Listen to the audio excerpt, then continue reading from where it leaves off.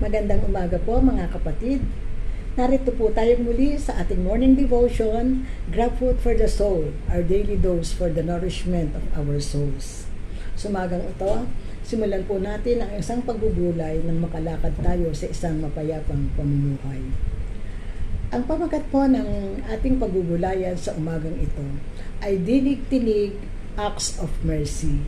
Mga bagay na kinalulugdan ng Diyos na tulungan ang mga ulila at mga babaeng balo. Kaya sa umagang ito, samahan po ninyo ako sa pagbasa sa batayang talata na matatagpuan sa Santiago chapter 1 verse 27. At ganito po ang sinasabi: ang relihiyon na dalisay at walang dungis sa harap ng ating Diyos at Ama ay ito: pagtulong sa mga ulila at sa mga byuda sa kanilang kahirapan, at pag-iingat sa sarili upang huwag mahawa sa kasamaan ng mundong ito.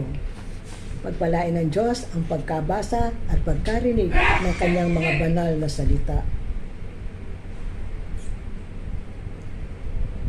Mga kapatid, dalawang dinig-tinig ang tinalakay ng ating basihang talata.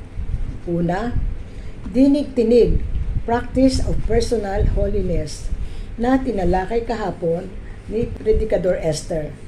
Mga gawain o kilos na tumutukoy sa paglago sa pagiging tapat at malinis sa harap ng Diyos at paglalagay ng higit na diin sa ating personal na relasyon.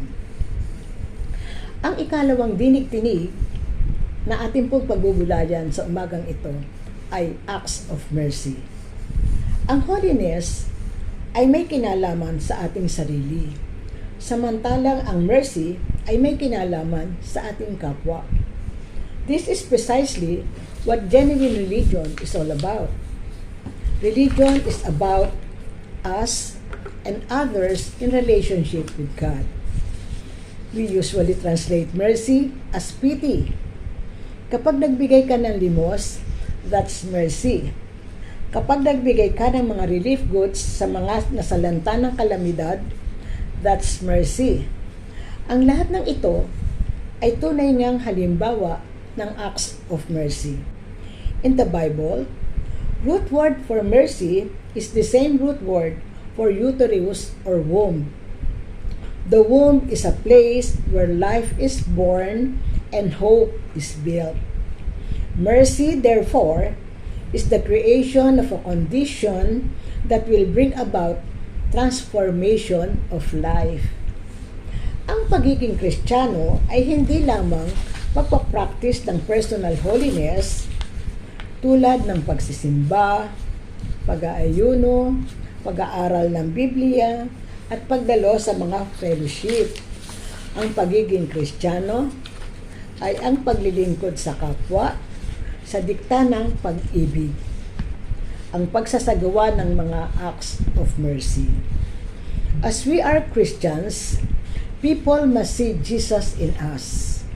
Makita sa ating buhay si Jesus at makita natin si Jesus sa mga taong nangangailangan ng tulong natin.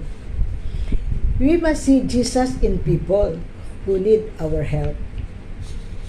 We go to church to feed our spiritual lives, to fortify our holiness. Then, we go out to serve others. Habang dinirinig natin ang tinig ng Diyos, matutuhan nating dinggin ang tinig ng ating kapwa. Habang dinirinig natin ang tinig ng ating kapwa, pinakikinggan din naman nila ang tinig ng ating buhay, ang pinakamalakas na tinig ng pagsaksi tungkol sa pag-ibig ng Diyos.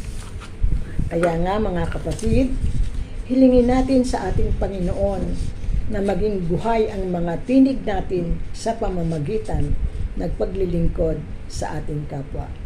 Tayo po'y manalangin. Amang banal na makapangyarihan sa lahat, salamat po sa maikling pagbubulay na ibinigay mo sa amin sa umagang ito. Tunay, Ama, na ilalapit namin ang aming mga sarili na maging karapat-dapat kami sa pagtulong sa aming mga kapwa na nangangailangan. Ang buong maghapon, ipagkakatiwala namin sa iyo, Panginoon, na ingatan mo po at biyayaan ang mga kapatid namin na magsisipagtrabaho sa kanilang mga pinapasukan. Gayon din ang mga kapatid namin na nagsisipag-aral at pumapasok sa kanilang mga paaralaan. Lord, maraming mga suliranin, ngunit alam namin ito ay aming napagtatagumpayan sa pagtitiwala namin at pagtulong mo sa amin. Alam namin, Panginoon, you are the great provider na nagbibigay sa amin ng lahat ng mga probisyon na pangangailangan ng bawat isa. Ang lahat ng ito, Panginoon, ilalapit namin na may pagpupuri at pagpapasalamat sapagkat inilapit namin na may pananampalataya sa matamis na pangalan ni Jesus. Amen. Salamat po sa inyong pagsama sa isang maikling pagbubulay. A friendly reminder po sa bawat isa sa atin, be Christ-like in your workplace today, humayo at maglingkod. To God be the glory. Shalom. Hanggang sa muli po nating pagbubulay. Bye. Have a great day. Happy weekend po sa ating lahat.